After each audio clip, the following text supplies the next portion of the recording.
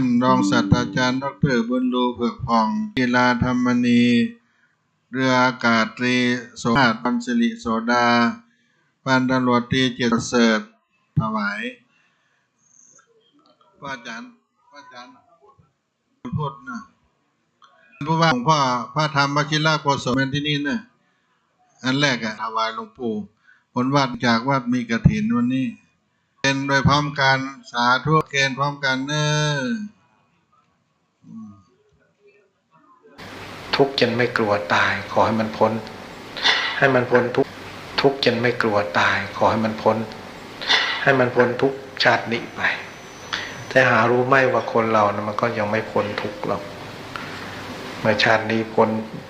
ร่างกายไปแล้วแต่ใจดวงนั้นก็ยังอยู่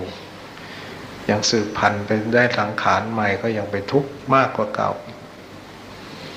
ฉะนั้นเรามาเจริญเมตตา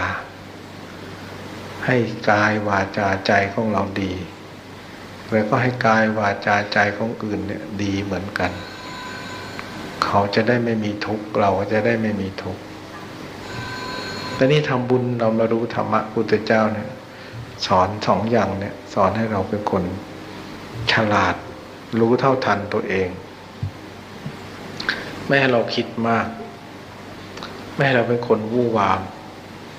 ไม่ควรเป็นทุกข์เป็นร้อนอยู่เสมอให้รู้จักเป็นคนทำใจให้เป็นเรื่องอย่างนี้ถ้าเรารู้จักตัวเรามากเท่าไหร่พิจารณาเรามากเท่าไหร่เราก็ยิ่งเข้าใจธรรมะพุทธเจ้ามากเท่านั้นเพราะพุทธเจ้าเนี่ยเรียนรู้ธรรมะก็เรียนรู้เรื่องกายกับใจนี่เอง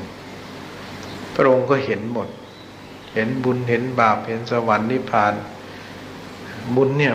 ไม่ใช่มีแต่ชาติเดียวอดีตก็มีบุญมาแล้วไม่มีแต่ชาตินี้ชาติเดียวข้างหน้าก็มีถ้าเรายังไม่ถึงนิพพานบาปก็เหมือนกันมีมาแต่อดีตปัจจุบันก็มีอนาคตก็มี